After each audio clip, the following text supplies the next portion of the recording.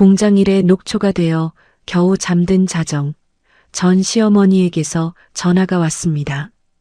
이혼한 지 3개월 만에 걸려온 첫 번째 전화였어요. 야, 박진주, 너 정신 나갔어? 네 시아버지 제사가 코앞인데 어디서 코빼기도 안 보이는 거야? 이혼한 전 며느리한테 제사 음식을 차리러 오라는 겁니다. 심지어 전화기 너머에서는 상간녀의 비웃음 소리가 들려옵니다. 아이고, 전 부인. 아직도 주제 파악이 안 되시나 보네. 10년이었습니다. 저 목소리에 새벽같이 앞치마를 두르고 달려가던 세월이요. 제가 번 돈으로 제가 세운 공장으로 시댁 식구를 먹여 살렸는데 돌아온 건 빈손으로 쫓겨나는 것뿐이었어요. 그런데 이 사람들은 아직 모르는 게 있습니다. 자기들이 누리는 그 모든 것의 진짜 주인이 누구인지를요. 그리고 제가 3개월 동안 왜 카드를 끊지 않았는지도요. 저는 전화기를 귀에 대고 아주 낮은 목소리로 말했어요. 어머님, 이번이 당신들 인생의 마지막 축제가 될 거예요. 마음껏 즐기세요. 설거지, 산책할 때, 잠들기 전 이어서 듣기 편하게 지금 구독만 눌러주세요. 우리네 드라마 극장이 다음 편을 자동으로 챙겨드립니다. 그러면 오늘의 이야기 시작합니다. 그날 밤 비가 내렸습니다. 창문을 두드리는 빗줄기가 마치 누군가 손가락으로 톡톡 두드리는 것처럼 고르게 울렸고 저는 그 소리를 자장가 삼아 겨우 눈을 감은 참이었습니다. 공장에서 새벽부터 밤 11시까지 김치 포장 라인을 돌리고 거래처 세곡과 납품 일정을 조율하고 다음 달 대형마트 입점 계약서까지 검토하느라 몸이 천근만근이었거든요. 이불을 끌어올리는 손끝에 힘조차 남아있지 않았습니다. 베개에 머리를 대는 순간 의식이 스르르 가라앉았습니다. 그런데 그 고요를 찢어버린 건 빗소리가 아니었어요. 협탁 위에서 핸드폰이 미친 듯이 진동했습니다. 어둠 속에서 액정이 번쩍이는 빛이 눈꺼풀을 파고들었고 저는 반사적으로 손을 뻗었습니다. 화면에 뜬 글자가 눈에 박혔습니다. 시어머니, 아니 전 시어머니. 이혼 도장을 찍은 지 3개월입니다. 이혼 도장을 찍은 뒤로 이 번호에서 연락이 온 적은 단 한 번도 없었어요. 저도 연락하지 않았고 그쪽도 마찬가지였습니다. 그 3개월의 고요가 저에게는 오히려 축복이었는데 그 축복이 자정이 넘은 이 시각에 산산조각 나버렸습니다. 심장이 한 박자 늦게 쿵 하고 내려앉았고 손가락 끝이 서늘하게 식어갔습니다. 불쾌함이라기보다는 소름에 가까운 감각이었어요. 3개월 만에 걸려온 이 전화가 반가울 리 없었지만 예감 같은 것이 머리 한구석을 스쳤습니다. 드디어 올 것이 왔구나 하는. 전화를 받는 순간 고막이 찢어질 뻔했습니다. 아, 박진주, 너 정신 나갔어? 네 시아버지 제사가 코앞인데 어디서 처자빠져 자고 있는 거야? 전 시어머니인 오 여사의 목소리는 3개월 전이나 지금이나 한치도 변하지 않았습니다. 새벽녘 고요한 침실을 가르는 그 날카로운 고성은 마치 유리창에 못을 긁는 소리 같았어요. 전화기를 귀에서 떼어놓아도 울릴 만큼 거칠었습니다. 저는 천천히 상체를 일으키며 입을 열었습니다. 어머님, 지금 자정이에요. 그리고 저는 이제 그 집 사람이 아닙니다. 건조하게, 단호하게, 한 글자 한 글자에 힘을 실었습니다. 그런데 오 여사는 들은 척도 하지 않았어요. 사람이 아니긴 뭐가 아니야. 이혼했어도 할 일은 해야지. 제삿날에 새벽같이 와서 음식 준비 안 하면 동네방네 소문 낼 거야. 며느리 노릇도 못하고 쫓겨난 것이 체면도 없니? 억지도 이런 억지가 없었습니다. 이혼한 전 며느리에게 제사상을 차리라니 이 세상 어떤 법에도 없는 명령을 이 사람은 너무나 당연하다는 듯 내뱉고 있었어요. 하지만 놀라지 않았습니다. 10년 동안 이보다 더한 말도 수없이 들었으니까요. 그때 전화기 너머로 또 다른 목소리가 끼어들었습니다. 간드러지면서도 가시가 돋친 그 콧소리를 저는 바로 알아챘습니다. 아이고, 형님, 아니 전 부인이라고 해야 하나? 아직도 주제 파악이 안 되시네. 오빠가 제삿날에 새벽같이 와서 동태전이나 부치라잖아요. 이지야, 제 남편이었던 사람의 품에 안겨 킬킬대던 바로 그 여자가 전화기 너머에서 저를 조롱하고 있었습니다. 오 여사 옆에 붙어 앉아 제 자리를 꿰찬 여자의 목소리가 귓속을 날카롭게 긁었어요. 하지만 저는 이를 악물거나 숨을 가다듬는 대신 입꼬리를 천천히 올렸습니다. 동태전 씹을 때 어금니 조심하세요. 그 턱관절이 조만간 비명을 지를 테니까. 전화기 너머가 찰나 고요해졌습니다. 제 목소리가 평소와 다르다는 걸 느꼈는지 오 여사의 거친 숨소리가 한 박자 멈칫했어요. 하지만 그것도 잠깐이었습니다. 곧 배로 높아진 목소리가 터져나왔습니다. 뭐, 이것이 시어머니한테 할 소리야? 아직도 건방진 버릇을 못 고쳤구나. 너 그러다 큰 코 다친다. 저는 더 이상 그 소리를 귀에 담아둘 필요가 없었습니다. 침대에서 두 발을 내려 차가운 마룻바닥을 밟았습니다. 발바닥에 전해지는 서늘한 감촉이 흐릿했던 정신을 한 번에 깨웠어요. 저는 아주 낮고 느린 목소리로 말했습니다. 어머님, 이번이 당신들 인생의 마지막 축제가 될 거예요. 마음껏 즐기세요. 뚜 하는 짧은 소리와 함께 통화가 끊겼습니다. 빗소리가 다시 들려왔습니다. 창문을 타고 흘러내리는 빗줄기가 유리 위에 가느다란 줄기를 만들었고 저는 어둠 속에서 그 풍경을 한참 바라보았습니다. 심장은 아직 빠르게 뛰고 있었지만 손끝은 이상하리만큼 차분했어요. 10년이었습니다. 저 목소리에 잠을 설치고 새벽같이 앞치마를 두르고 부엌으로 뛰어가던 세월이요. 명절마다 30가지 반찬을 차려놓고도 간이 맞느니 정성이 없느니 핀잔을 들었던 제삿날의 새벽이요. 그때의 저는 오 여사가 내뱉는 말 한마디에 온몸이 쪼그라드는 사람이었습니다. 밤새 전을 부치다 기름에 데인 손등을 감추면서도 죄송하다는 말이 먼저 나오던 사람이었어요. 하지만 지금은 다릅니다. 이 손으로 공장을 세웠고 이 머리로 사업을 키웠고 이 두 발로 그 집 대문을 스스로 걸어 나왔습니다. 오 여사는 아직도 자기가 채찍을 쥐고 있다고 믿는 모양이지만 그 채찍이 닿을 사람은 이제 이 세상에 없어요. 당신이 서 있는 그 화려한 바닥이 사실은 살얼음판이라는 걸, 당신이 누리는 그 모든 것의 주인이 누구였는지를 곧 알게 될 겁니다. 저는 핸드폰을 협탁 위에 내려놓고 다시 이불 속으로 들어갔습니다. 빗소리는 여전히 창을 두드리고 있었지만 이번에는 자장가처럼 들리지 않았어요. 전쟁의 북소리처럼 들렸습니다. 전화를 끊고 나서 잠이 올 리 없었습니다. 저는 침대에서 일어나 거실로 나왔어요. 불을 켜지 않은 채 소파에 앉아 서랍에서 갈색 서류 봉투 하나를 꺼냈습니다. 봉투 겉면에 적힌 글씨가 어둠 속에서도 선명했어요. 재산 분할 포기 공증 서류. 3개월 전 남편이 직접 도장을 찍은 바로 그 서류였습니다. 종이를 펼치자 3개월 전의 그날 밤이 눈앞에 펼쳐졌습니다. 그날도 비가 왔었어요. 제가 거래처 미팅을 마치고 집에 돌아왔을 때 현관에 낯선 여자 구두가 놓여 있었습니다. 분홍색 하이힐. 제 것이 아니었고 시어머니 것은 더더욱 아니었죠. 가슴이 철렁 내려앉았지만 발걸음을 멈추지 않았습니다. 안방 문을 열었을 때 남편 우영은 낯선 여자와 소파에 나란히 앉아 있었어요.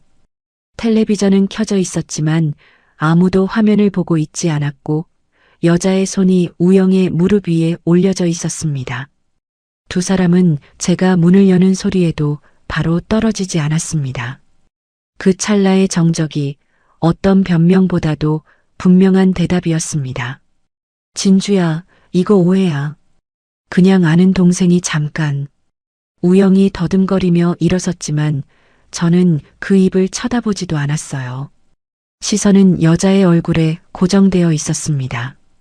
27쯤 되어 보이는 젊은 얼굴이 당황하기는커녕 오히려 저를 위아래로 훑어보고 있었거든요. 그때 현관문이 벌컥 열렸습니다. 시어머니 오말자가 들어선 거예요. 상황을 본 시어머니의 첫마디가 뭐였는지 아세요?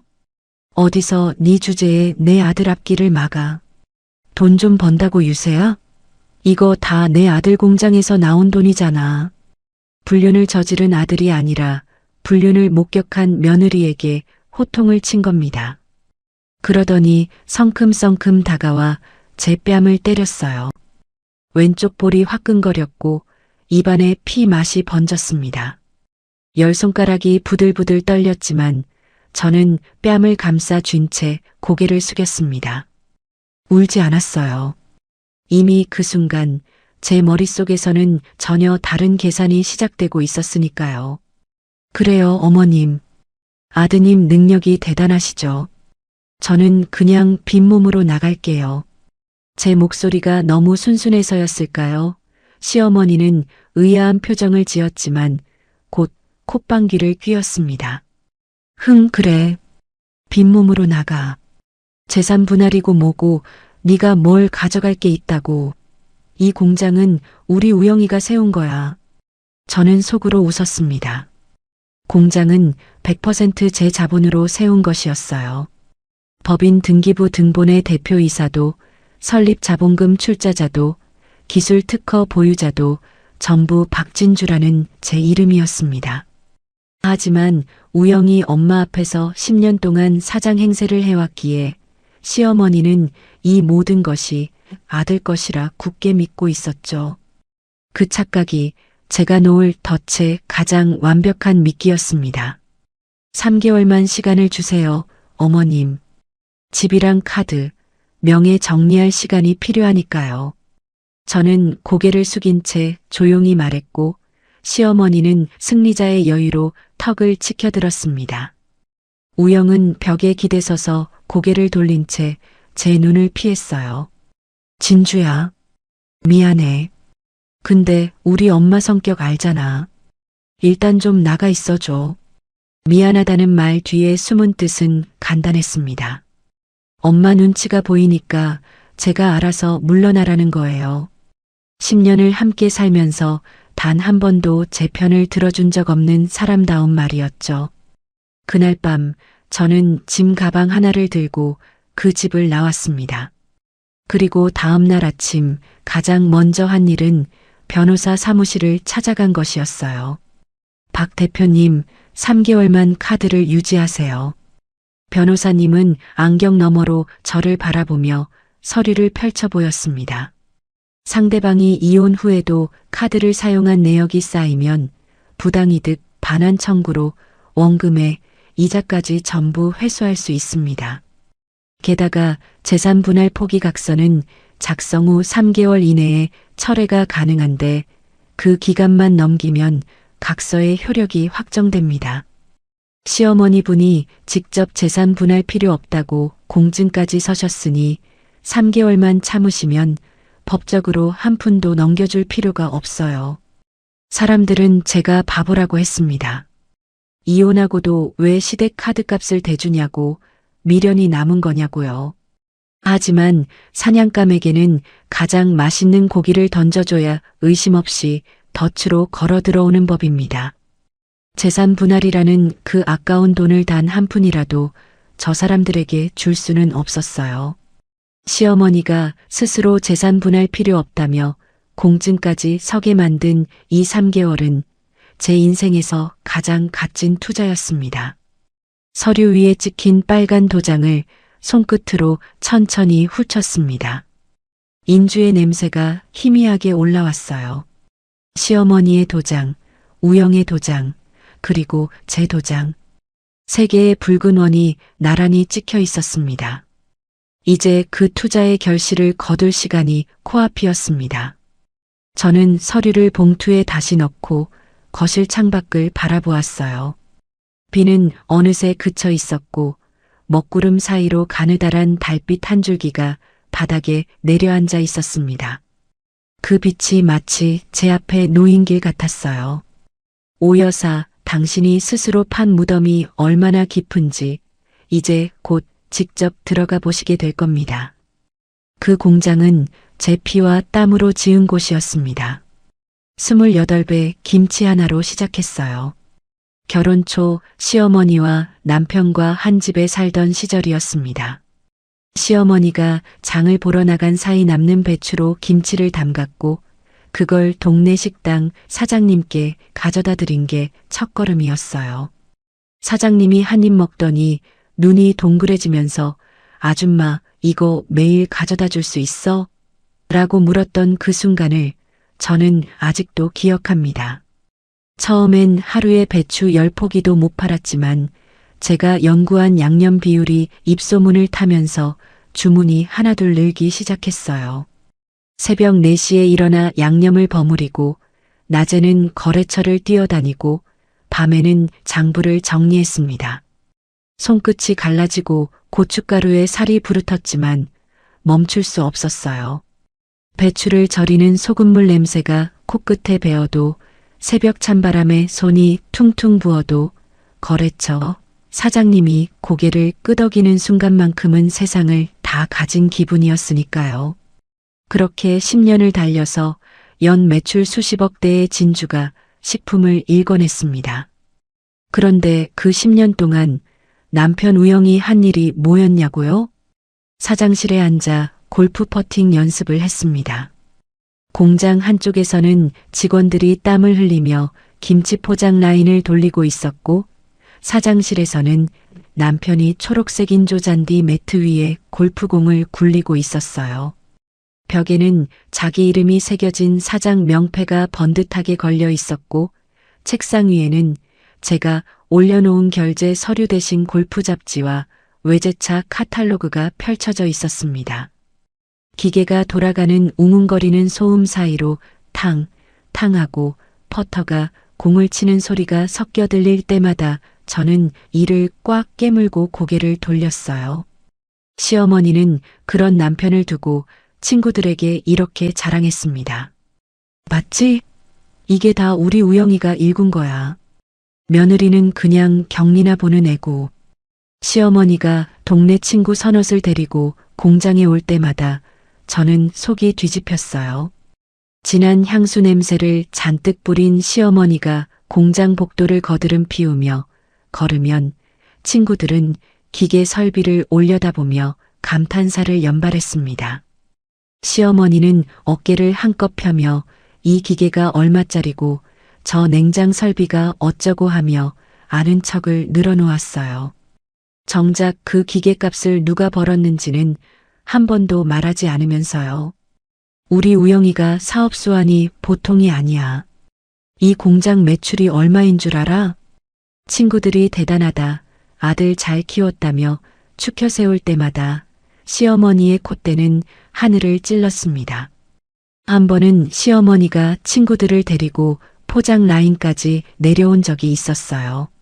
마침 직원들이 김장철 특수 물량을 맞추느라 정신없이 뛰어다니고 있었는데 시어머니는 그 한복판을 가로지르며 우리 아들이 직원 복지를 얼마나 신경 쓰는데 여기 식당 밥이 끝내줘라고 떠들었습니다.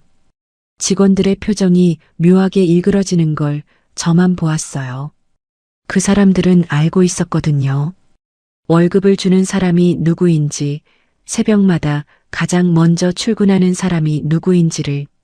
하지만 사장의 어머니 앞에서 입을 열 수 있는 사람은 아무도 없었습니다. 그 뒤에서 우영은 불안한 눈빛으로 사무실 밖을 살폈어요. 엄마, 좀 조용히 해. 사람들이 듣잖아. 아들아, 네가 이 공장 사장인데 뭐가 겁나서 그래. 귀 좀 펴. 시어머니가 우영의 등을 탁 치자 우영은 억지 웃음을 지었습니다. 제가 진짜 사장이라는 사실이 직원들 입에서 튀어나올까봐 안절부절 못하면서도 엄마가 자기를 대단한 사업가로 포장해주는 그 달콤한 순간만큼은 절대 포기할 수 없었던 거예요. 거짓말을 유지하는 데 드는 비용이 진실을 말하는 용기보다 저렴하다고 믿는 비겁한 사람의 전형적인 계산법이었습니다. 그러고는 버젓이 저에게 전화를 걸었어요. 제가 거래처 미팅 중인지 포장 라인을 점검 중인지 따위는 안중에도 없이 진주야, 엄마 체면 좀 세워주게 공장 견학용 선물 세트 좀 50개만 준비해라. 50개요. 선물 세트 하나에 재료비와 포장비가 얼마인 줄이나 알고 하는 소리였을까요? 직원들이 밤새 포장한 제품을 시어머니 친구들 선물용으로 빼돌리라는 말을 남편이 태연하게 하고 있었습니다. 하지만 저는 그때마다 말없이 창고로 가서 세트를 꾸렸어요. 시어머니 친구들이 양손 가득 선물 세트를 들고 주차장으로 나갈 때 그 웃음소리가 복도에 쩌렁쩌렁 울렸습니다. 그 웃음의 원가가 얼마인지는 이 공장에서 저만 알고 있었어요. 그뿐이 아니었습니다. 남편은 공장 법인 카드로 골프 라운딩 비용을 결제했고 자기 친구들과의 술자리도 접대비라는 이름으로 처리했어요. 심지어 외제차 리스료까지 공장 경비로 올렸습니다. 제가 장부를 정리할 때마다 남편의 이름이 찍힌 영수증이 쏟아져 나왔지만 시어머니 앞에서 사장 노릇을 해야 하는 남편을 당장 자를 수도 없는 노릇이었어요. 가족이라는 울타리가 족쇄가 되는 순간이 바로 이런 것이었습니다. 제가 밤새 김치 양념 배합을 연구할 때 남편은 거실에서 소주와 맥주의 배합을 연구했습니다. 제가 새벽같이 공장에 나가 기계를 점검할 때 남편은 이불 속에서 코를 골았어요. 제가 은행 대출 상담을 받으며 사업을 확장할 때 남편은 외제차 시승을 받으며 허세를 확장했죠. 그런데 시어머니는 그 모든 결과물이 아들의 능력이라 믿었습니다. 아니, 사실은 믿고 싶었던 거겠지요. 자기가 낳은 아들이 대단한 존재여야 본인의 팍팍했던 인생이 보상받는 기분이 들 테니까요. 그 가짜 왕관을 씌워준 것도 저였고 그 왕관을 벗기는 것도 저라는 사실을 두 사람 모두 꿈에도 몰랐습니다. 서류를 내려놓고 사장실로 들어가 봤어요. 지금은 제 사무실이 된 그곳의 벽면에 명패가 걸려있던 자리에 흔적이 남아 있었습니다. 나사를 빼낸 2개의 구멍과 명패가 가려주고 있던 탓에 주변보다 색이 바래지 않은 네모난 자국.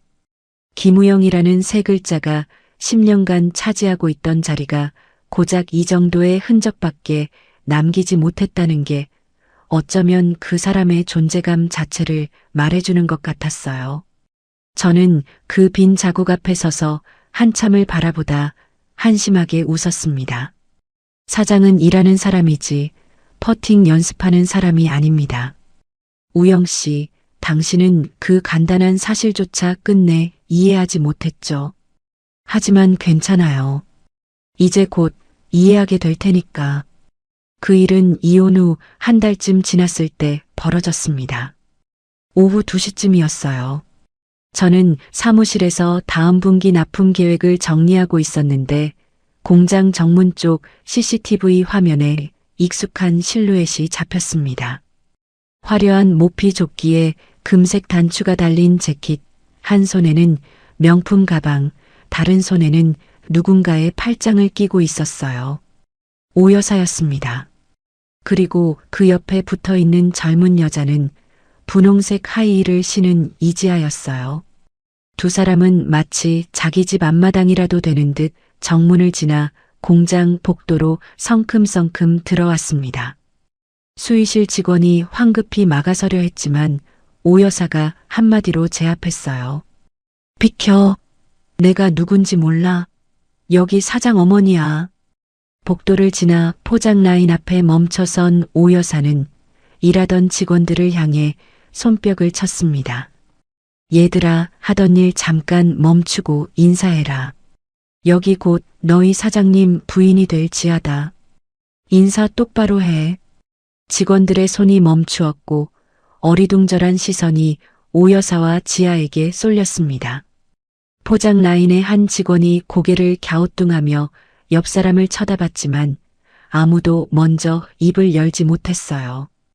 오 여사는 그 침묵을 복종으로 받아들인 듯 만족스러운 표정으로 지아의 어깨를 감싸 안았습니다. 앞으로 이 공장 안주인이 될 사람이니까 다들 잘 모셔. 알았지? 지아는 공장 내부를 천천히 둘러보더니 코를 찡그렸어요. 어머님, 공장이 생각보다 냄새나고 허술하네요. 사장실 소파부터 바꿔야겠어요. 저 조명도 너무 어둡고. 저는 사무실 안쪽에서 모니터 화면을 통해 그 광경을 지켜보고 있었습니다. CCTV 녹화 버튼이 빨간 불을 깜빡이고 있었어요. 화가 나지 않았다고 하면 거짓말이겠지만 그보다 먼저 든 생각은 이것이었습니다. 들어오게 둬라. 저들이 여기서 행패를 부릴수록 CCTV에 찍히는 증거는 쌓이고 내 소송 서류는 두꺼워진다. 수의 직원에게 전화를 걸어 출입을 막으라 한마디만 하면 끝날 일이었지만 저는 일부러 그러지 않았어요. 오 여사는 직원들의 어색한 인사에 만족했는지 곧장 제 사무실 쪽으로 향했습니다. 중간에 탕비실을 지나면서 여기 커피 좀 내와. 손님이 왔는데 커피 한 잔도 안 내오냐? 라고 소리치는 것도 잊지 않았어요. 탕비실에 있던 직원이 당황해서 종이컵을 잡았다 놓았다 하는 모습이 CCTV에 고스란히 찍혔습니다. 오 여사는 사무실 문을 벌컥 열더니 제 책상에 떡하니 앉아 의자를 빙글 돌렸어요. 이제 이 자리 주인이 바뀔 거니까 짐이나 싸둬. 알았지? 지아도 뒤따라 들어와 책상 위의 서류와 액자를 손가락으로 톡톡 건드렸습니다. 마치 중고 매물을 점검하듯 사무실 구석구석을 훑는 그 눈빛이 가관이었어요. 오빠가 여기서 일했다고? 좀 답답한데 창문이라도 넓혀야겠다. 저는 사무실 안쪽 회의 공간에서 천천히 걸어 나왔습니다. 제 모습을 본 오 여사의 눈이 치켜 올라갔어요. 박진주, 너 아직도 여기 얼쩡거려? 위자료 못 준다니까 공장에 말뚝이라도 박으려고? 어머님, 여기가 제 사무실인데 제가 어딜 가요? 제 목소리는 최대한 평온하게 마치 날씨 이야기를 하듯 차분했습니다. 그 톤이 오히려 오 여사의 신경을 건드린 모양이었어요. 얼굴이 순식간에 붉어지더니 목소리가 한 옥타브 올라갔습니다. 아직도 지가 사장인 줄 아나 봐. 우영아, 얘 좀 당장 내보내. 오 여사가 복도를 향해 소리쳤지만 우영은 그 자리에 없었습니다. 아마 주차장에서 차에 앉아 있거나 근처 커피숍에서 시간을 보내고 있었겠죠. 엄마가 버리는 소동에 얼굴 내밀 용기도 없는 사람이었으니까요. 오 여사는 우영이 나타나지 않자 혼자 씩씩거리다가 제 책상 위에 놓인 서류 뭉치를 손으로 확 밀어버렸습니다. 종이가 바닥에 흩어졌고 그 소리에 복도에 있던 직원 두어 명이 고개를 내밀었어요. 지아는 사무실 한쪽 소파에 앉아 다리를 꼬고 핸드폰을 만지작거리며 자기와는 상관없다는 듯 무심한 표정이었습니다. 저는 바닥에 흩어진 서류를 묵묵히 주워 담았습니다. 허리를 숙이면서도 손끝 하나 떨리지 않았어요. 그 종이들 사이에는 부당이득 반환 청구 관련 자료도 있었지만 오 여사가 그 서류의 의미를 알아볼 리 없었습니다. 글씨를 읽는 것과 의미를 이해하는 것은 전혀 다른 차원의 능력이니까요. 오 여사는 한참을 떠들다 지쳤는지 지아의 팔을 잡고 사무실을 나갔습니다. 복도에서 멀어져가는 구두 소리와 함께 다음에 오면 저 사람 자리 치워놔, 알았지? 라는 오 여사의 목소리가 울렸어요. 정문 쪽 CCTV에는 두 사람이 주차장으로 향하는 뒷모습이 찍혀 있었고 녹화 시간은 37분을 넘기고 있었습니다. 저는 모니터 앞에 앉아 녹화 파일을 확인하며 혼자 중얼거렸어요. 저 무모함이 때로는 부럽기까지 합니다. 세상이 어떻게 돌아가는지, 법이 얼마나 무서운지도 모르고 날뛰는 저 패기라니. 지아라는 저 여자는 우영 씨가 빈털털이라는 걸 알면 어떤 표정을 지을까요? 소파를 바꾸겠다던 그 당찬 포부가 한순간에 사라지겠죠. 오 여사는 자기가 앉았던 저 책상이 얼마나 뜨거운 가시방석으로 바뀔지 상상이나 할까요? 조금만 더 즐기세요. 그 무지가 주는 행복도 이제 얼마 남지 않았으니까. 3개월이라는 시간 동안 결제 알림은 쉬지 않고 울렸습니다. 이혼 후에도 제 명의로 된 가족 카드를 끊지 않은 이유는 변호사 조언 때문입니다. 변호사님의 조언에 따라 저쪽에서 카드를 쓸수록 부당이득 반환 청구의 증거가 쌓이는 구조였으니까요. 저는 카드를 끊지 않았을 뿐 쓰라고 권한 적은 단 한 번도 없었습니다. 하지만 오 여사에게는 그런 구분이 필요 없었어요. 카드가 살아있다는 사실 자체가 면허증이었으니까요. 어차피 걔가 카드 안 끊는 건 우리한테 미안해서 그런 거야. 이혼 위자료 대신 쓰는 거지 뭐. 오 여사는 스스로 그렇게 합리화했습니다. 지아에게도 당당하게 말했어요. 우영이 전 마누라가 미안한 게 있으니까 카드를 못 끊는 거야. 안 그러면 벌써 끊었겠지. 걱정 말고 필요한 거 사. 그 말을 들은 지아는 눈을 반짝이며 고개를 끄덕였겠지요. 두 사람에게 그 카드는 합법적인 전리품이나 다름없었을 겁니다. 이 이야기는 나중에 백화점 직원의 입을 통해 들은 내용입니다. 이혼 후 2달째 되던 어느 날 오 여사와 지아는 백화점 명품관에 나타났습니다. 오 여사는 익숙한 듯 매장 직원에게 손을 흔들며 들어갔고 지아는 진열된 가방들을 하나하나 손으로 짚어가며 훑었어요. 직원이 어떤 스타일 찾으세요? 라고 다가가자 오 여사가 먼저 대답했습니다. 제일 비싼 거 우리 며느리 될 사람한테 예물로 줄 거야. 며느리 될 사람이라는 말에 직원의 눈빛이 달라졌겠죠. 곧 가장 좋은 자리로 안내받았을 거예요. 지아는 800만 원짜리 가죽 가방 앞에서 멈춰섰습니다.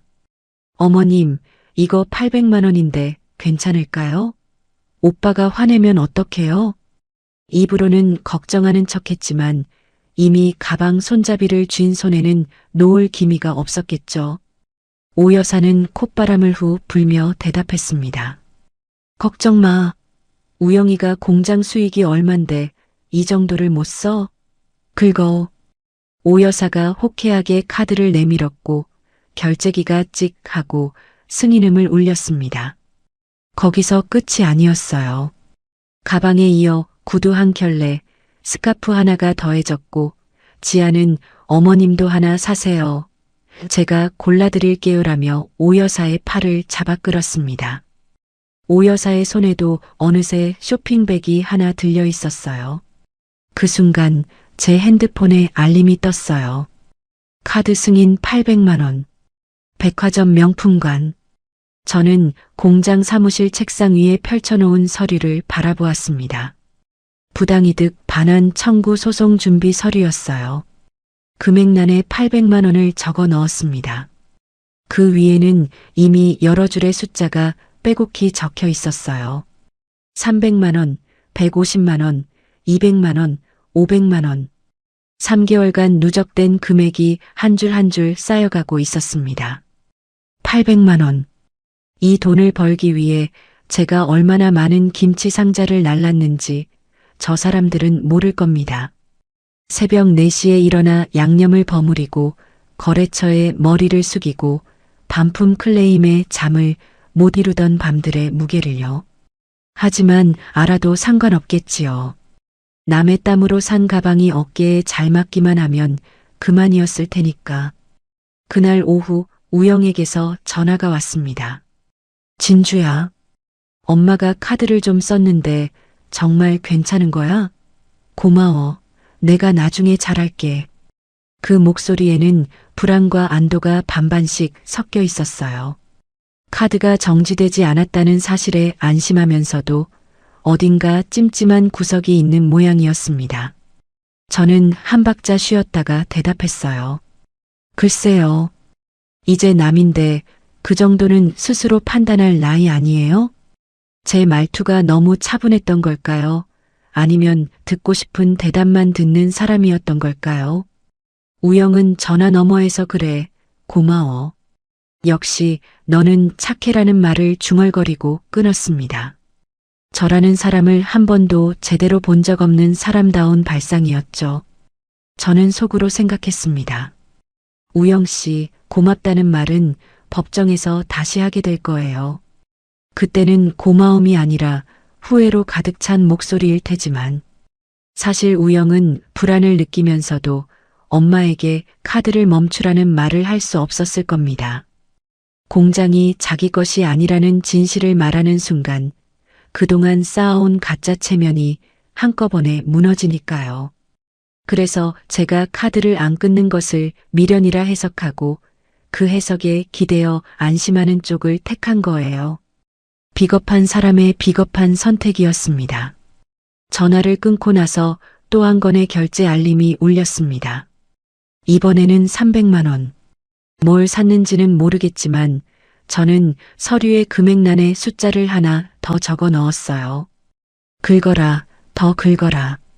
당신들이 그 카드로 긁는 건 돈이 아닙니다. 스스로의 목에 걸릴 올가미를 한 올 한 올 짜고 있는 거예요.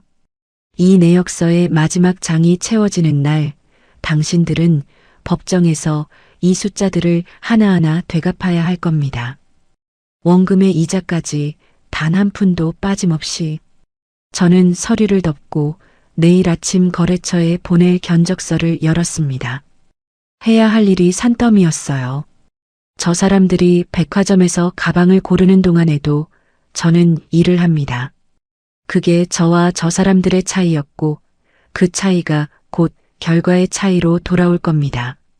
지금부터의 이야기는 훗날 우영이 술에 취해 울먹이며 제게 고백한 내용입니다. 그날 밤 그 집에서 무슨 일이 있었는지 저는 그때서야 알게 되었어요. 3개월의 유예 기간이 끝나기 하루 전 밤이었다고 합니다. 우영은 술에 절어 집에 들어왔어요. 현관에 신발을 벗어 던지고 비틀거리며 거실로 들어서는데 소파 옆에 쌓여있는 백화점 쇼핑백들이 눈에 들어왔다고 합니다.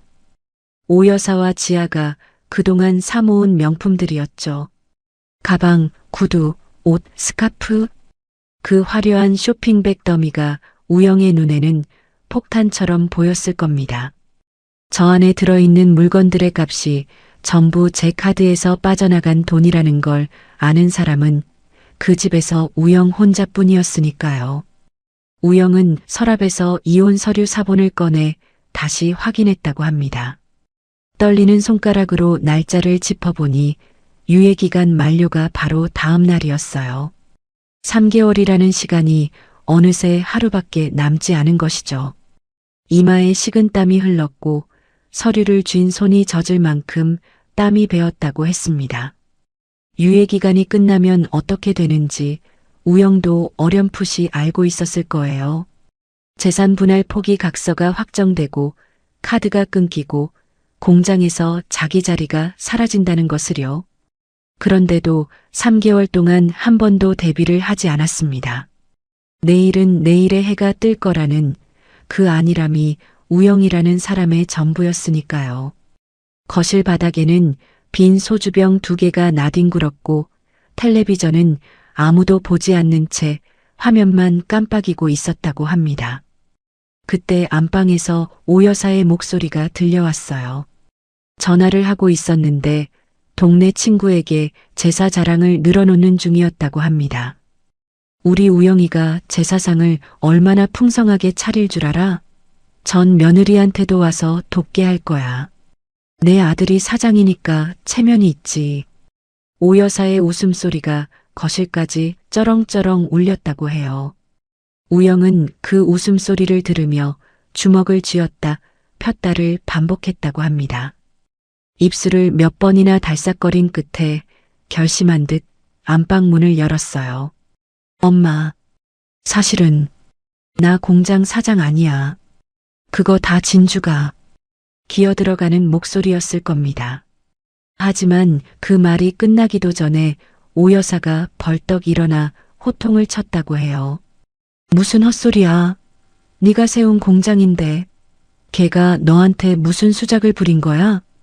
오 여사는 우영의 말을 단 1초도 진지하게 받아들이지 않았습니다. 아들의 입에서 나온 진실을 전 며느리의 세뇌로 치부해버린 거예요. 오히려 우영의 어깨를 잡고 흔들며 말했다고 합니다. 너 요즘 술을 너무 마셔서 정신이 나갔구나. 내일 제사인데 정신 차려. 네 아버지가 하늘에서 보고 있어. 돌아가신 아버지까지 끌어오니 우영은 더 이상 한마디도 할 수 없었을 겁니다.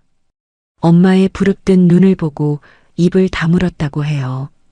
15대도 20살 때도 30이 넘어서도 늘 그랬던 것처럼요. 엄마 앞에서는 진실이고 뭐고 입이 열리지 않는 사람이었으니까요. 그 틈을 지아가 파고들었습니다. 지아가 안방에서 나와 우영의 팔짱을 끼며 말했어요. 오빠 제사 끝나면 우리 결혼 날짜 잡자. 어머님도 빨리 잡으라고 하셨잖아.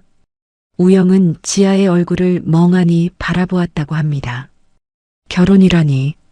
지금 빈털터리가 되기 직전인 남자에게 결혼 날짜를 잡자고 하는 이 여자는 자기가 얼마나 깊은 수렁 위에 서 있는지 전혀 모르고 있었어요. 아니, 지아야. 너는 모르는 게 있어. 우린 지금. 우영은 말을 잇지 못했다고 합니다. 지아에게 진실을 말하면 지아가 떠날 테고 엄마에게 말하면 엄마에게 그동안의 모든 거짓말이 들통날 테고 어느 쪽이든 자기가 쌓아올린 허세의 탑이 무너지는 건 마찬가지였으니까요. 우영은 그 자리에서 웃지도 울지도 못한 채 소파에 주저앉았어요. 오 여사는 그런 아들을 보면서도 술 먹고 이상한 소리 하지 말라며 대수롭지 않게 넘겼고 지아는 핸드폰을 꺼내 웨딩홀 사진을 검색하기 시작했다고 합니다. 벽에 걸린 시계가 째깍째깍 소리를 냈어요. 유예기간의 마지막 밤이 한 초 한 초 흘러가고 있었습니다. 우영은 화장실로 들어가 문을 잠근 뒤 제 번호를 눌렀다고 해요. 세면대 거울에 비친 자기 얼굴이 처참했다고 합니다. 충혈된 눈, 부어오른 얼굴, 술 냄새가 밴 셔츠. 전화벨이 3번 울리는 동안 무슨 말을 할지 머릿속으로 골랐겠지만 4번째 벨이 울리기 전에 스스로 끊어버렸다고 해요. 한 번만 더 봐달라는 말이 목구멍까지 차올랐지만 그 말을 내뱉을 자격이 자기에게 없다는 걸 본인도 알았을 겁니다. 전화를 끊고 나서 한참을 세면대에 손을 짚고 서 있었다고 했어요.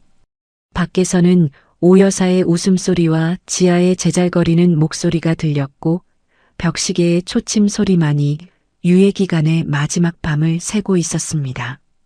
제 핸드폰에는 부재중 전화 한 건이 떠 있었습니다. 발신자는 우영. 저는 그 알림을 보고도 전화기를 내려놓았어요.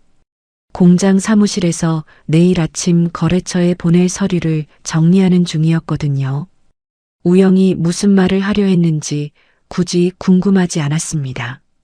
어차피 그 사람 입에서 나올 수 있는 말은 정해져 있었으니까요.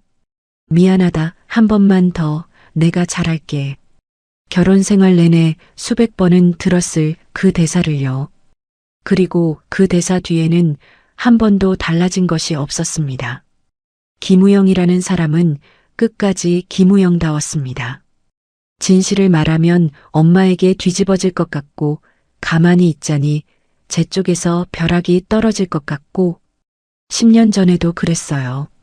제가 오 여사에게 모욕을 당할 때마다 그 사람은 화장실로 숨거나 잠든 척을 했습니다. 자기 비겁함의 대가를 항상 제가 치르게 만들었던 거예요.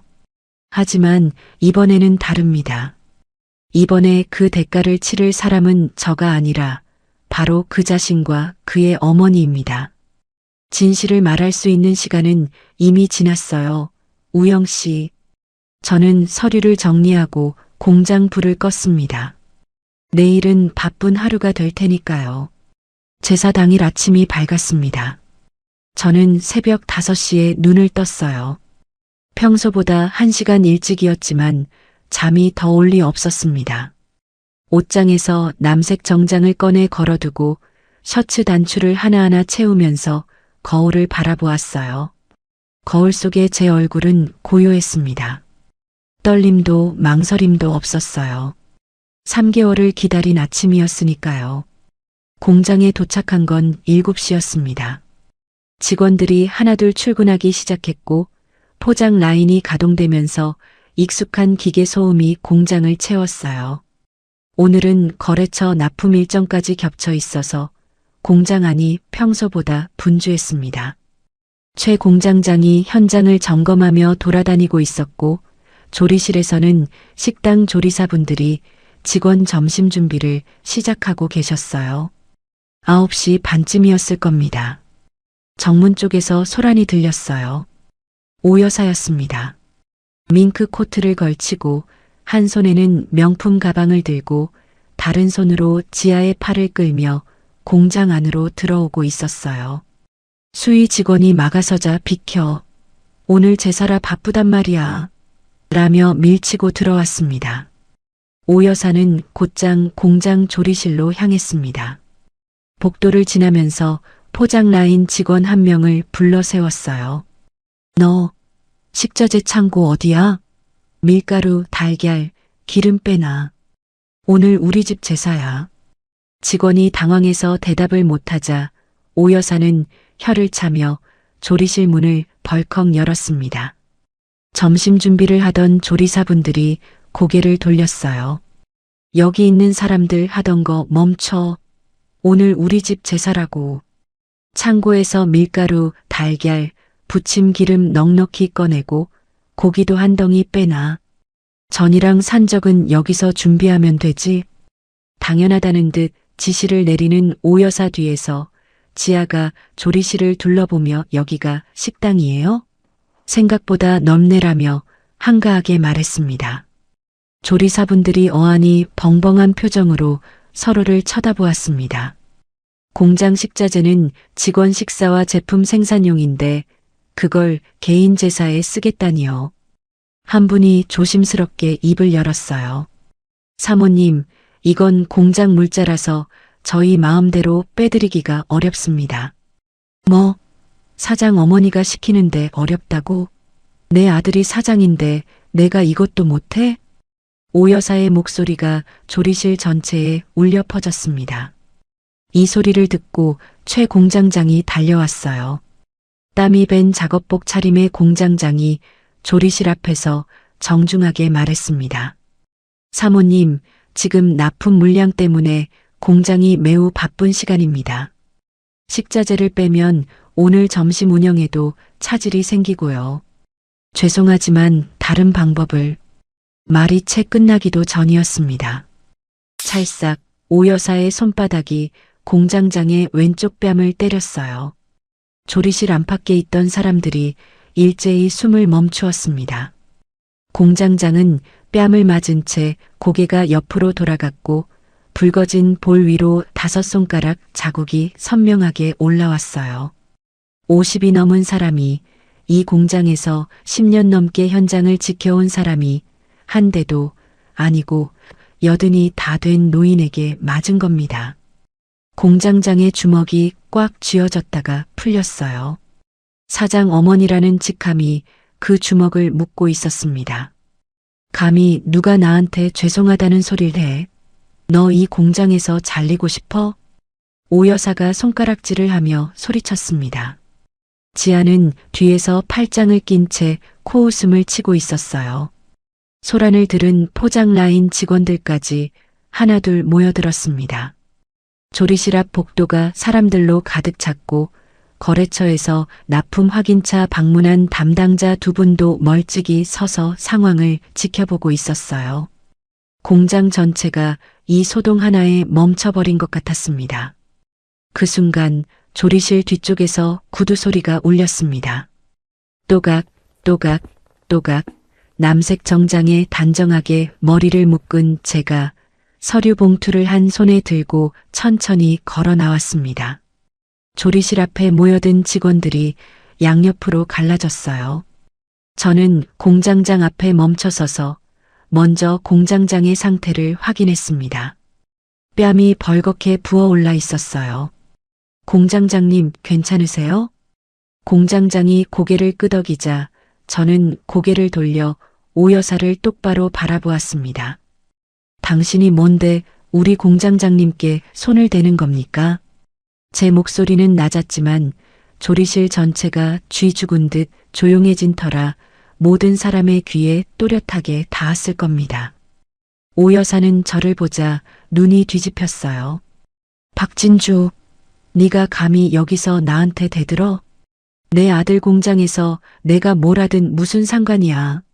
이 경리가 감히. 경리요? 저는 한 발 다가서며 서류 봉투에서 종이 한 장을 꺼냈습니다. 법인 등기부 등본이었어요. 종이를 펼치는 사각거리는 소리가 조리실에 울렸고 공장 사람들의 시선이 제 손에 쏠렸습니다. 어머님, 착각도 정도껏 하세요. 이 공장의 설립 자본금, 기술 특허, 법인 명예, 전부 다 제 겁니다. 김우영 씨는 그저 제 남편이라는 이유로 자리 하나 얻어 앉아 월급을 받아갔을 뿐이고요. 제 말 한마디 한마디가 떨어질 때마다 조리실의 공기가 바뀌는 게 느껴졌어요. 직원들의 표정이 놀람에서 이해로, 이해에서 수긍으로 변해갔습니다. 누가 이 공장을 진짜로 돌려왔는지, 새벽마다 가장 먼저 출근한 사람이 누구인지 이 자리에 있는 사람들은 이미 알고 있었으니까요. 오 여사의 얼굴이 하얗게 질려갔습니다. 하지만 믿을 수 없다는 듯 고개를 저었어요. 거짓말, 거짓말이야. 이건 다 네가 조작한 거지. 우영이가 사장이야. 저는 서류 봉투에서 두 번째 종이를 꺼냈습니다. 김우영 해고 통지서. 김우영 씨는 오늘부로 공금 횡령 및 업무 태만으로 해고되었습니다. 여기에 세부 내역이 전부 적혀 있어요. 법인 카드로 결제한 골프 라운딩 비용, 술자리 비용, 외제차 리스료, 전부 공장 경비로 처리한 내역입니다. 제 목소리가 끝나기가 무섭게 공장 정문 쪽에서 허둥지둥 뛰어오는 발소리가 들렸습니다. 우영이었어요. 땀에 젖은 얼굴로 조리실까지 달려온 우영은 그 자리에 모인 사람들과 서류를 든 제 모습을 보고 그 자리에 얼어붙었습니다. 우영아, 오 여사가 아들을 향해 소리쳤어요. 아니지, 너가 사장 맞지? 이 사람이 거짓말하는 거지? 오 여사가 우영의 옷깃을 움켜쥐었습니다. 우영의 눈이 바닥을 향했어요. 입술이 파르르 떨렸고 이마에서 땀방울이 줄줄 흘러내렸습니다. 모든 사람의 시선이 우영에게 꽂혔어요. 그리고 우영은 무릎을 꿇었습니다. 공장 조리실 바닥, 기름기 묻은 타일 위에 두 무릎이 닿는 둔탁한 소리가 울렸어요. 수십 명의 사람들이 지켜보는 앞에서 10년간 사장 행세를 하던 남자가 바닥에 엎드렸습니다. 엄마, 미안해. 다 진주 거 맞아. 나 돈 한 푼 없어. 우영의 목소리가 갈라졌습니다. 울음이 터진 건지 코를 훌쩍이는 소리가 섞여 나왔어요. 바닥에 떨어진 눈물이 타일 위에 동그란 얼룩을 만들었습니다. 공장 안이 물을 끼얹은 듯 고요해졌어요. 기계 소리도 사람들의 웅성거림도 전부 멈춘 것 같았습니다. 오 여사의 손에서 우영의 옷깃이 스르르 풀렸어요. 한 발, 두 발 뒷걸음질을 쳤습니다. 얼굴에서 핏기가 완전히 빠져나갔고 입술이 파랗게 변해가고 있었어요. 손이 허공을 더듬다가 벽을 짚었습니다. 허리가 접히고 무릎이 꺾이는 게 보였어요. 밍크 코트 자락이 바닥에 끌렸습니다. 거짓말. 거짓말이라고. 우영이가 세운 공장인데 내 아들이 같은 말을 기계적으로 되풀이하는 오 여사의 모습은 차마 측은하다고 할 수는 없었지만 처참하기는 했습니다. 자기가 믿어온 세계가 통째로 무너지는 순간을 눈앞에서 겪고 있었으니까요. 그 옆에서 지아가 움직이기 시작했습니다. 아까까지 팔짱을 끼고 여유롭던 얼굴이 새하얗게 굳어 있었어요. 아까까지 팔짱을 끼고 여유롭던 얼굴이 새하얗게 굳어 있었어요. 뭐라고? 오빠가 돈이 없다고? 지아의 목소리가 떨렸습니다. 우영을 내려다보던 눈빛이 순식간에 싸늘하게 식었어요. 아무 말 없이 돌아서더니 굽 높은 구두 소리를 내며 빠르게 공장 밖으로 걸어나갔습니다. 그 구두 소리가 복도에서 점점 작아지다가 정문을 지나 사라졌어요. 우영이 지아야 라고 불렀지만 돌아보는 사람은 없었습니다. 저는 그 모든 광경을 지켜보며 숨을 한 번 깊이 들이마셨습니다. 이 순간을 위해 참았습니다. 3개월이 아니라 10년을요. 공장 사람들의 시선이 오 여사의 밍크 코트에 꽂혀 있었어요. 저 코트도 제가 김치를 팔아번 돈으로 산 것이라는 사실을 이제는 이 자리에 있는 모든 사람이 알게 되었습니다. 오 여사가 그토록 자랑하던 아들의 공장, 아들의 능력, 아들의 성공, 그 모든 것이 모래성이었다는 진실이 이 조리실의 기름 냄새와 함께 만천하에 드러난 겁니다. 뒷목을 움켜쥔 오 여사가 벽에 기대서서 거칠게 숨을 몰아쉬고 있었습니다. 얼굴이 일그러져 있었고 왼쪽 가슴을 손으로 움켜쥐기 시작했어요. 저는 공장장에게 눈짓을 보내며 상황을 정리하라는 신호를 주었습니다. 공장장이 직원들에게 모두 제자리로 돌아가세요. 라인 가동합니다라고 지시하자 하나둘 흩어지기 시작했어요. 거래처 담당자들은 서로 눈을 마주치며 어색하게 자리를 떴습니다. 하지만 모든 사람이 떠나면서도 한 번씩 뒤를 돌아보았어요. 바닥에 엎드린 우영과 벽에 기대숨을 헐떡이는 오 여사를. 우영은 여전히 바닥에 무릎을 꿇은 채 고개를 들지 못하고 있었습니다. 그 옆에서 오 여사의 숨소리가 점점 거칠어지고 있었어요. 왼쪽 가슴을 움켜쥔 손이 파르르 떨리고 있었지만 저는 뒤돌아보지 않았습니다. 사무실로 향하는 복도를 걸으며 제 구두 소리만이 텅 빈 복도에 울렸어요. 이 순간을 위해 참았습니다. 3개월이 아니라 10년을요. 새벽마다 김치 양념을 버무리며 손가락이 갈라질 때도, 시어머니의 폭언에 뺨이 부어오를 때도, 남편의 불륜을 목격하고도 맞은편이 되어야 했을 때도, 그 모든 순간마다 저는 공장으로 돌아왔습니다. 기계를 돌리고 거래처를 뛰어다녔어요. 그게 제가 아는 유일한 복수의 방법이었으니까요. 오 여사가 그토록 자랑하던 아들의 공장, 아들의 능력, 아들의 성공, 그 모든 것이 모래로 쌓은 성이었다는 진실이 오늘 이 공장의 기름 냄새와 함께 만천하에 드러났습니다. 당신이 내 뺨을 때리고 제가 번 돈으로 호의호식하고 저를 맨몸으로 내쫓은 대가가 바로 이것입니다. 사무실 문을 열고 들어가 의자에 앉았어요. 책상 위에는 오늘 처리해야 할 납품 서류가 가지런히 놓여 있었습니다. 저는 서류를 집어들었어요. 아직 해야 할 일이 남아 있었으니까요. 사무실에 돌아와 의자에 앉은 지 30분도 되지 않았을 때였습니다.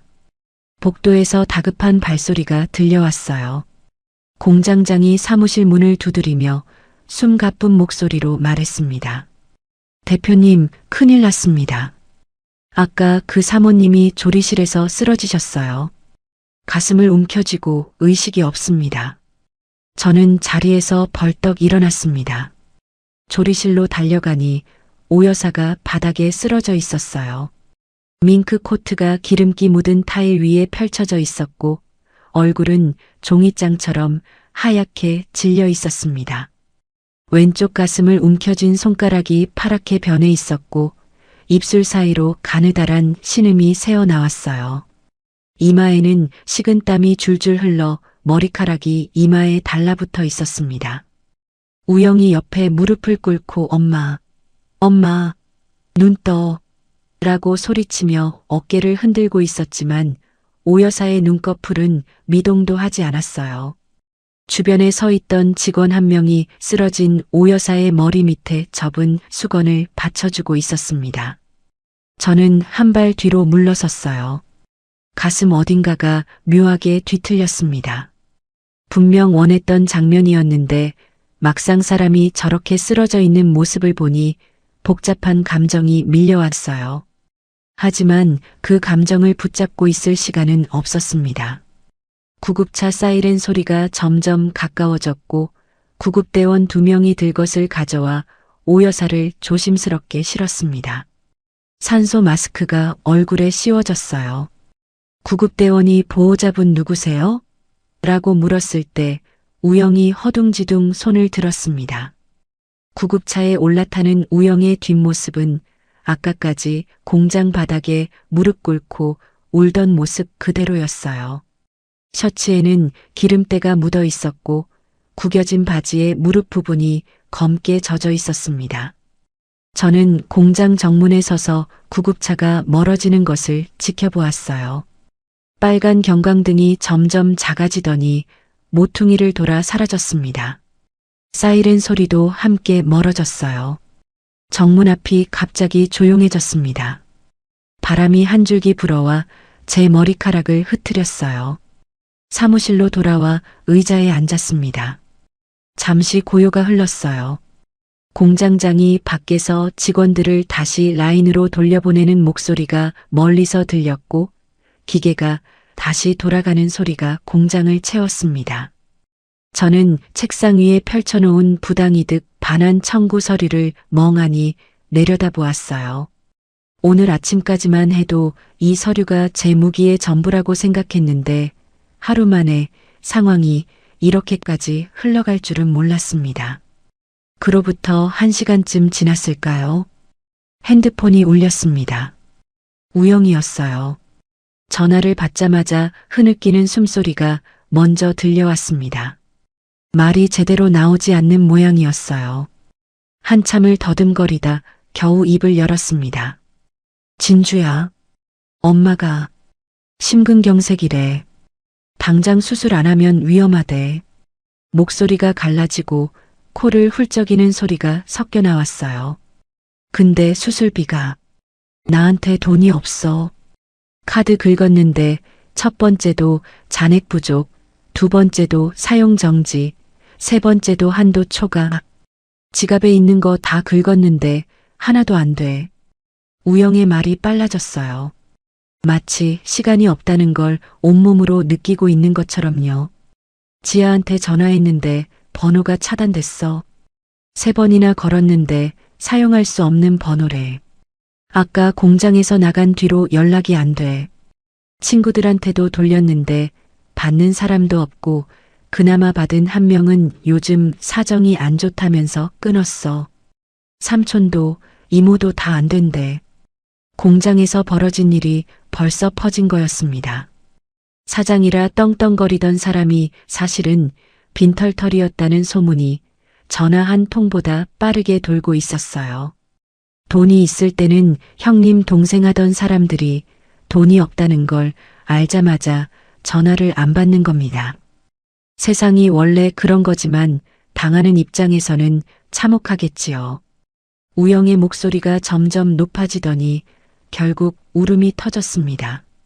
진주야, 제발, 난 어떻게 해도 좋으니까 우리 엄마만 살려줘. 응? 엄마가 죽어가고 있다고. 제발. 전화기를 쥔 손에 힘이 빠지는 것 같았어요. 우영의 울음소리 사이로 병원 안내 방송이 희미하게 들렸습니다. 간호사가 옆에서 보호자분, 서두르셔야 합니다라고 재촉하는 목소리도 섞여 나왔어요. 우영은 그 소리에 더 다급해졌는지 말이 뒤죽박죽이 되었습니다. 의사 선생님이 분 단위로 나빠지고 있대. 지금 당장 수술 안 하면 정말 위험하대. 진주야, 제발. 너밖에 없어. 나한테 진짜 아무것도 없어. 저는 아무 말 없이 듣고 있었어요. 수화기 너머에서 우영의 울음소리가 계속 흘러나왔습니다. 병원 복도의 소음이 배경처럼 섞여 들렸어요. 어디선가 안내방송이 울리는 소리, 구급차 사이렌이 멀리서 울리는 소리. 그 한복판에서 38살 남자가 바닥에 주저앉아 울고 있었겠지요. 저는 눈을 감았습니다. 어둠 속에서 여러 장면이 겹쳐 떠올랐어요. 결혼 초 제가 처음으로 김치를 담갔을 때 시어머니가 한 입 먹어보고 이건 누구한테 배웠냐? 맛이 괜찮은데라며 고개를 끄덕이던 얼굴이 먼저 보였습니다. 10년의 세월 중에 딱 한 번 저를 인정해 주었던 그 찰나의 표정이 이상하게도 이 순간에 떠올랐어요. 물론 그 뒤로 돌아온 건 구박과 모욕뿐이었지만요. 그 뒤를 이어 다른 장면들이 밀려왔습니다. 어디서 이 주제에 내 아들 앞길을 막아. 뺨을 때리던 오 여사의 손바닥 감촉이 3개월이 지난 지금까지도 왼쪽 볼에 남아있는 것 같았습니다. 내 아들 공장에서 내가 뭘 하든 무슨 상관이야. 오늘 아침 조리실에서 공장장의 뺨을 때리던 그 모습이 겹쳐졌어요. 진주야, 미안해. 근데 우리 엄마 성격 알잖아. 일단 좀 나가 있어줘. 3개월 전 불륜 현장에서 눈도 마주치지 못하던 우영의 비겁한 뒷모습까지 그런 사람들이었습니다. 10년 동안 저를 갈아서 자기들 인생의 양분으로 쓰고 다 짜내고 난이 껍데기처럼 버린 사람들. 그런데 지금 그중 한 사람이 병원에서 죽어가고 있고 수술비가 없어서 수술을 못하고 있다고 해요. 그리고 그 돈을 낼 수 있는 사람은 저뿐이었습니다. 아무리 저를 짓밟고 뺨을 때리고 맨몸으로 내쫓은 사람이라 해도 아무리 제 돈으로 호의호식하며 저를 하녀 취급한 사람이라 해도 사람이 죽어가는 걸 모른 척하는 건 그 사람들과 같은 부류가 되는 것이었어요. 저는 그 부류에 속하고 싶지 않았습니다. 하지만 공짜로 베풀 생각은 없었어요. 죽게 내버려 두는 건 너무 쉽습니다. 살아남게 해서 자기가 누리던 모든 화려함이 남의 것이었음을 매 순간 깨닫게 하는 것. 숨을 쉴 때마다 그 숨이 누구 덕분인지를 뼈저리게 느끼며 사는 것. 그게 진짜 대가를 치르는 거니까요. 저는 눈을 떴습니다. 목소리를 가다듬고 차분하게 말했어요. 우영 씨. 울음소리가 뚝 멈추었습니다. 제가 이름을 부르는 톤이 달라진 걸 느낀 모양이었어요. 수술비는 보내줄게요. 대신 조건이 있어요. 뭐? 뭐든 할게. 뭐든. 우영이 다급하게 대답했습니다. 저는 한 글자 한 글자 또박또박 말했어요. 오늘 이후로 저한테 연락하거나 제 주변에 접근하면 수술비의 2배를 상환한다는 각서를 쓰세요. 그리고 지금 살고 있는 아파트에서 내일 아침까지 짐 싸서 나가세요. 그 집 명의도 제 거라는 건 알고 있죠? 전화기 너머에서 숨소리만 들렸습니다. 제 조건이 얼마나 가혹한지 깨달은 건지 한참 동안 아무 말이 없었어요. 병원 복도의 소음만 희미하게 흘러나왔습니다. 아마 우영의 머릿속에서는 지금 수십 가지 생각이 뒤엉키고 있었겠지요. 수술비를 받으면 엄마를 살릴 수 있다. 하지만 각서를 쓰면 집에서 쫓겨나고 다시는 진주에게 연락할 수도 없다. 그래도 엄마가 죽는 것보다는 낫다. 그 계산이 끝나기까지 걸린 시간은 5초도 되지 않았을 거예요. 알겠어. 다 할게. 제발 빨리 보내줘. 엄마가. 시간이 없어. 내가 병원에 도착하면 각서에 도장 찍어요. 그 전에 수술비는 먼저 입금해 줄 테니 병원에 수납하고 수술부터 진행시키세요. 계좌번호 불러요. 우영이 떨리는 목소리로 계좌번호를 불렀습니다. 저는 메모지에 적으며 한 번 더 확인했어요. 숫자 하나 틀리면 사람의 목숨이 오가는 상황이었으니까요. 전화를 끊고 핸드폰을 집어들었습니다. 은행 앱을 열어 방금 적은 계좌번호를 입력했어요. 수술비 금액을 입력하는 손가락이 잠깐 멈추었습니다. 이 돈은 새벽 4시에 일어나 양념을 버무리고 거래처에 머리를 숙이고 한 상자 한 상자 포장하며 쌓아 올린 돈이에요. 그 돈을 10년 동안 저를 짓밟은 사람들의 수술비로 보내야 한다는 게 여전히 입안에 쓴맛을 남겼습니다. 하지만 저는 자비를 베푸는 게 아니었어요. 이건 거래였습니다. 제가 어떤 사람인지를 제 스스로에게 증명하는 거래. 그리고 오 여사에게 평생 지워지지 않을 빚을 안기는 거래. 이체 버튼을 눌렀습니다. 이체 완료. 화면에 뜬 네 글자를 확인하고 저는 가방을 집어들었습니다. 서랍에서 미리 준비해둔 각서 양식을 꺼내 가방에 넣었어요. 도장과 인주도 함께요. 차 키를 쥐고 사무실을 나섰습니다. 병원까지는 30분 거리였어요.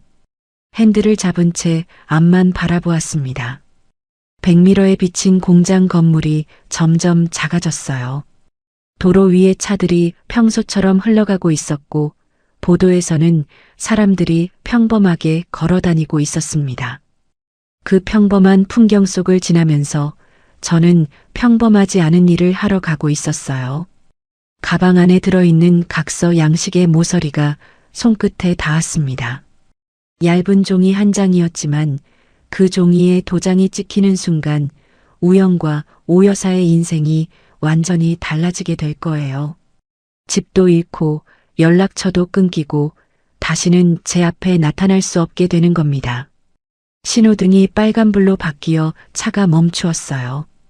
운전대 위에 올려놓은 손을 내려다보았습니다. 새벽마다 김치 양념을 버무리느라 거칠어진 손이었어요. 이 손으로 돈을 벌었고, 이 손으로 이체 버튼을 눌렀고, 이 손으로 앞으로 각서를 내밀 겁니다. 오 여사, 당신의 심장은 이제 제 돈으로 뜁니다. 숨을 쉴 때마다 그 사실을 기억하세요. 당신이 제 뺨을 때렸던 그 손을 다시 들어 올릴 수 있는 것도 제가 그 수술비를 보냈기 때문입니다. 신호등이 초록색으로 바뀌었어요. 저는 엑셀러레이터를 밟았습니다. 병원 주차장에 차를 세웠을 때 핸드폰에 문자가 와 있었습니다. 수술 들어갔어.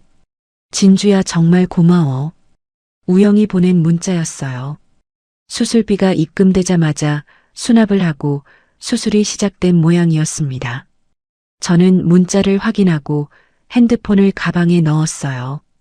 가방 안에는 각서 양식과 도장, 인주가 들어 있었습니다. 병원 로비를 지나 수술 대기실로 향했습니다. 소독약 냄새가 코를 찔렀어요.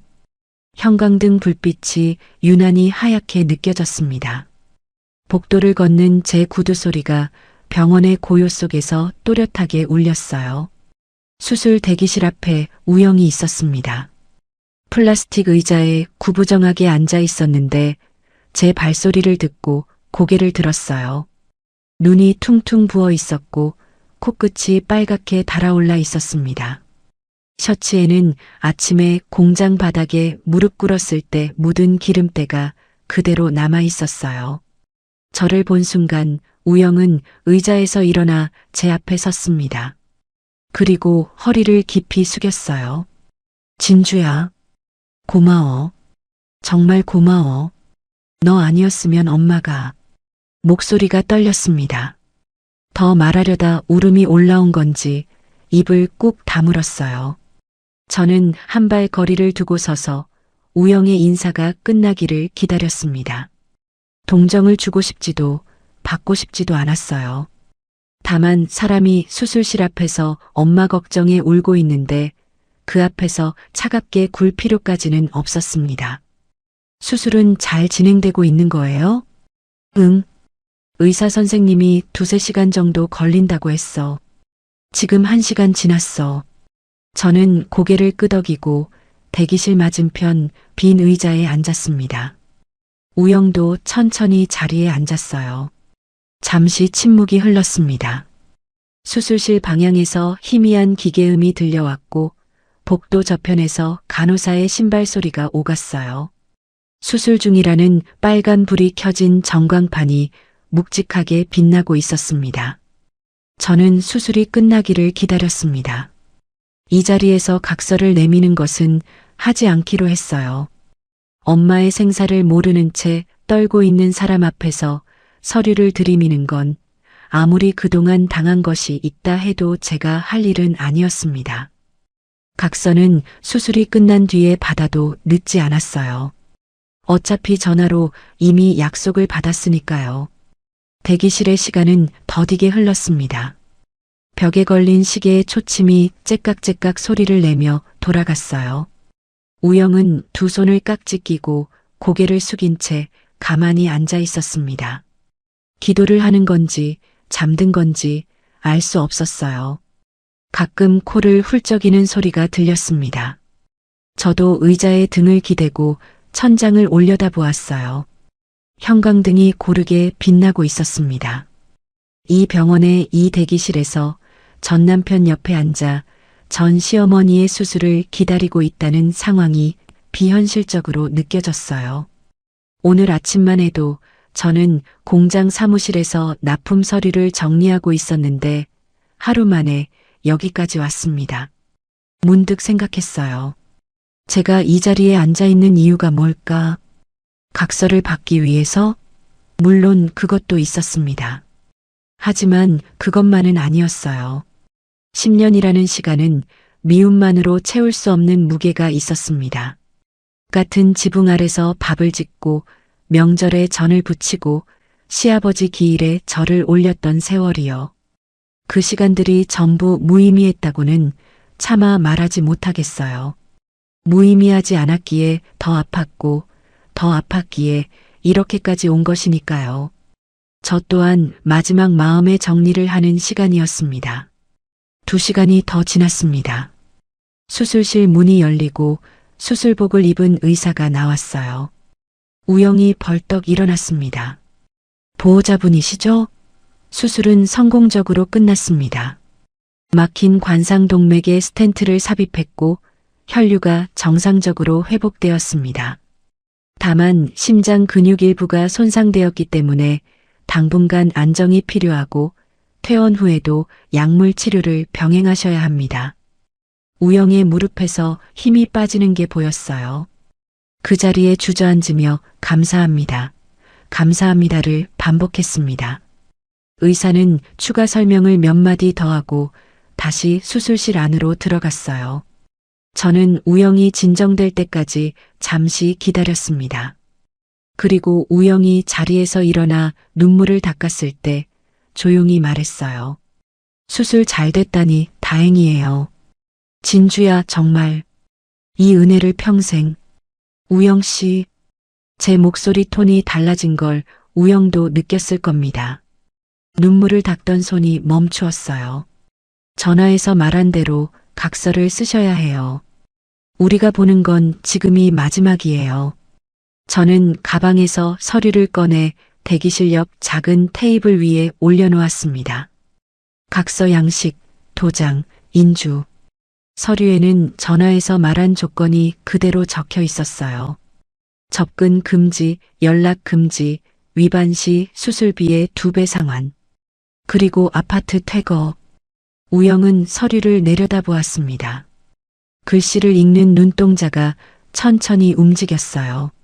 한 줄 한 줄 읽어 내려갈 때마다 얼굴에서 남아있던 안도감이 조금씩 지워져 갔습니다. 접근 금지, 연락 금지, 위반 시 수술비의 2배 상환, 아파트 퇴거. 4가지 조건이 간결한 문장으로 적혀 있었어요. 짧은 문장들이었지만 그 안에 담긴 무게는 결코 가볍지 않았습니다. 내일 아침까지. 아파트에서 나가라는 거야? 그 집 명의가 제 거라는 건 알고 있죠? 전화에서도 말씀드렸고요. 우영의 입술이 파르르 떨렸어요. 진주야, 엄마가 퇴원하면 갈 데가 없어. 엄마는 아직 거동도 힘들 텐데. 저는 잠시 입을 다물었습니다. 그 말이 사실이라는 걸 알았어요. 수술이 끝났다 해도 오 여사는 당분간 거동이 어려울 것이고 갈 곳이 마땅치 않을 거예요. 우영의 눈이 저를 바라보고 있었습니다. 어딘가에 한 줌의 희망을 걸고 있는 눈빛이었어요. 혹시 진주가 마음을 바꾸지 않을까, 혹시 기한을 늘려주지 않을까 하는. 하지만 저는 이 사람들에게 더 이상 지붕을 제공할 의무가 없었습니다. 10년간 지붕을 제공한 것도 저였고 그 지붕 아래에서 모욕당한 것도 저였으니까요. 한 발 더 물러서면 이 사람들은 또 제 선의를 당연한 것으로 받아들일 거예요. 3개월 동안 카드를 유지해 준 것도 수술비를 보내준 것도 전부 제가 미안해서 그런 거라고 합리화하겠지요. 그래서 선을 긋는 거였습니다.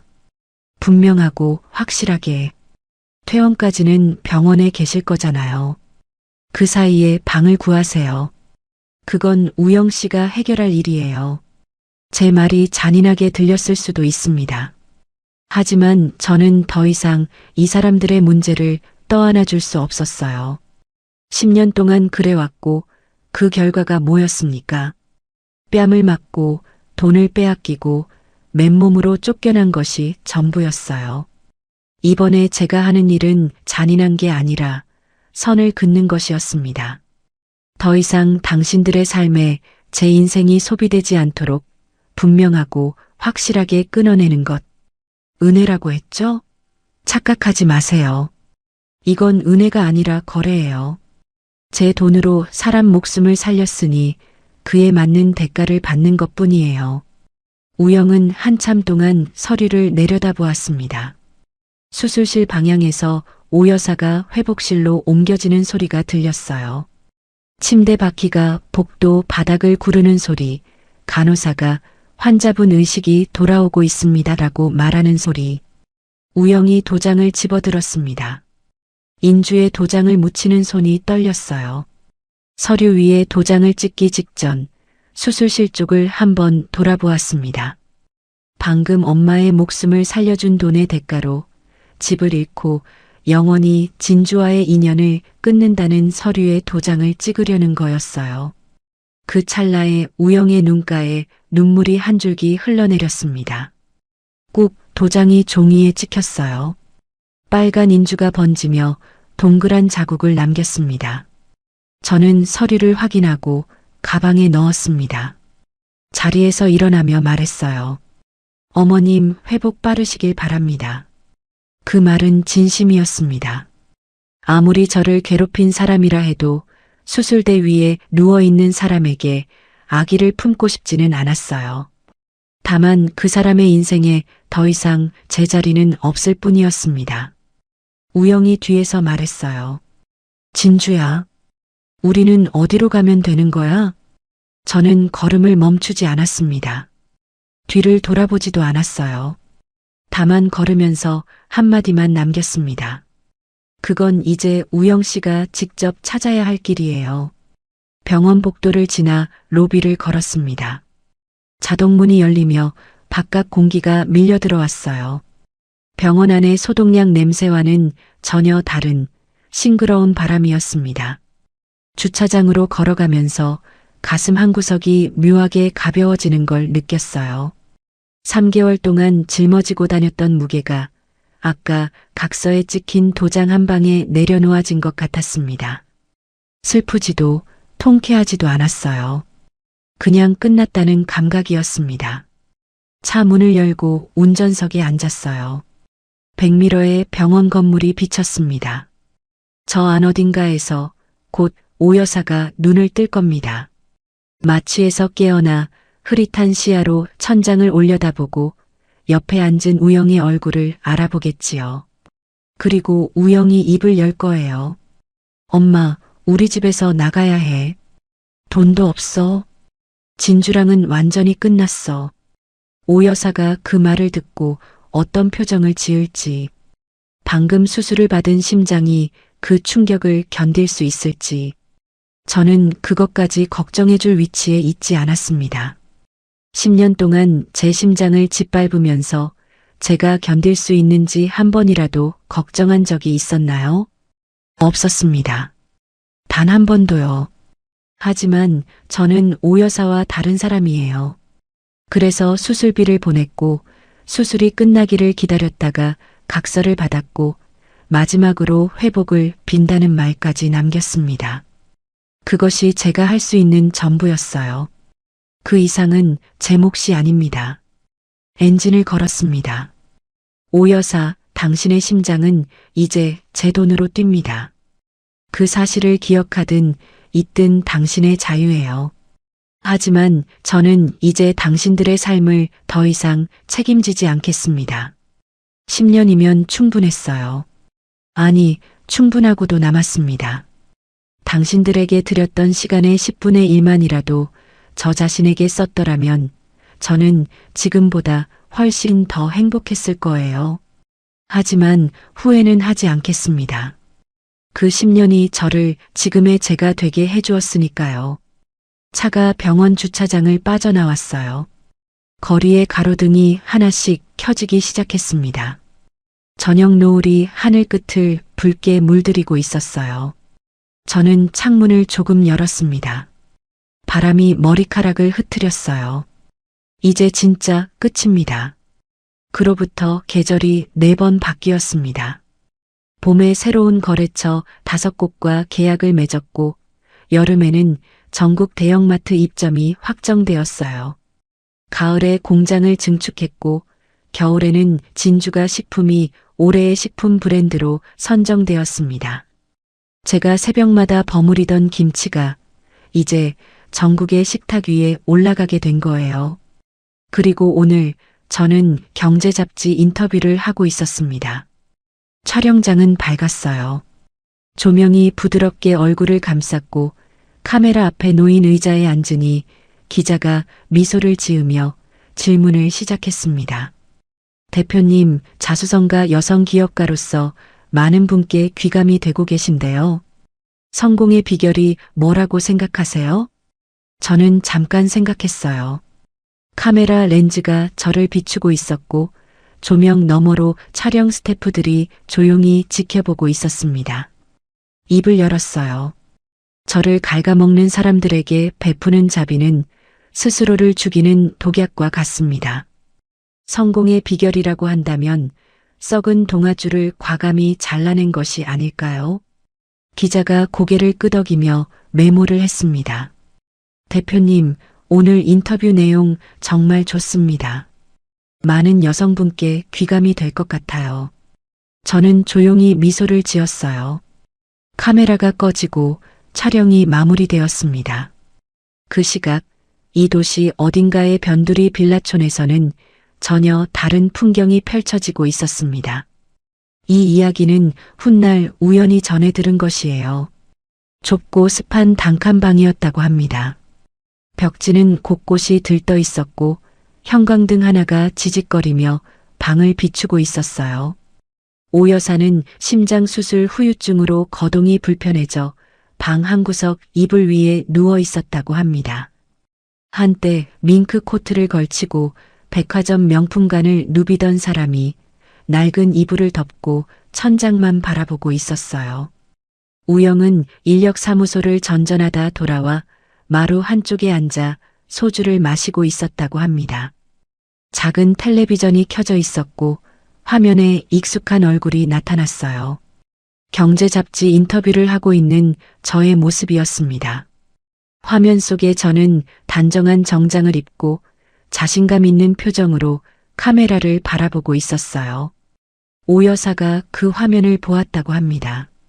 리모컨을 집어 끄려 했지만 수술 후유증으로 손이 떨려서 버튼을 제대로 누르지 못했대요.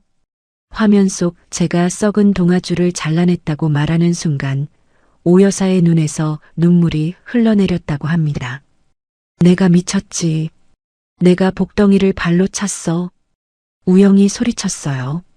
엄마, 그 텔레비전 좀 꺼. 보기 싫다고.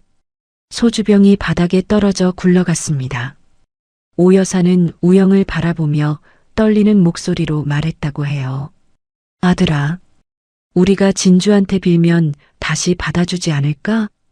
우영이 고개를 떨구며 대답했습니다. 꿈깨, 엄마. 우린 이제 그 사람 발밑에도 못 가. 각서를 썼다고.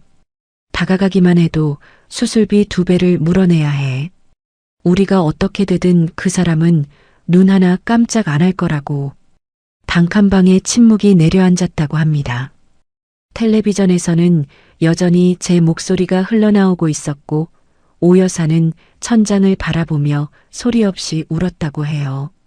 저는 그런 이야기를 전해 들었지만 마음이 흔들리지는 않았습니다. 인터뷰를 마치고 주차장으로 내려왔어요. 차 문을 열고 운전석에 앉아 엔진을 걸었습니다. 한강 다리 위를 달리며 창문을 열었어요. 바람이 머리카락을 흩트렸고 강 위로 반짝이는 햇살이 눈부셨습니다. 이제 새벽 5시에 혹은 자정에 저를 깨우는 전화벨 소리는 없습니다. 내일 제사상을 걱정할 필요도 누군가의 카드값을 메우기 위해 밤을 새울 필요도 없어요. 오롯이 저를 위한 아침, 저를 위한 커피, 저를 위한 인생. 오 여사, 우영 씨, 당신들이 준 그 지옥 덕분에 저는 진짜 천국을 만드는 법을 배웠습니다. 고맙다고는 하지 않을게요. 그저 평생 그 밑바닥에서 제가 빛나는 걸 지켜보며 사세요. 바람이 시원했습니다. 저는 핸들을 잡고 앞만 바라보며 달렸어요. 여러분, 이번 이야기는 여기까지입니다. 이번 이야기는 어떠셨나요? 진주는 10년 동안 자기가 번 돈으로 자기가 세운 공장으로 시댁 식구들을 먹여 살렸습니다. 그런데 돌아온 건 감사가 아니라 무시였어요. 진주가 번 돈으로 호의호식하면서 정작 격리 취급을 했던 사람들이었죠. 그래서 저는 이번 이야기를 보면서 한 가지를 느꼈습니다. 내 걸 내 거라고 말 못하는 순간 그게 바로 균열의 시작이라는 거예요. 참는 게 미덕인 시대는 이미 지났습니다. 내가 만든 것, 내가 일군 것, 내가 벌어온 것, 그건 당당하게 내 거라고 말할 수 있어야 해요. 진주처럼 끝까지 참으라는 이야기는 아닙니다. 오히려 그 반대예요. 참지 마세요.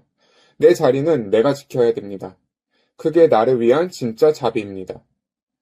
이와 비슷한 상황을 겪었을 많은 분들에게 자그마한 위로와 대리만족, 그리고 통쾌한 사이다를 전달드렸기를 바랍니다.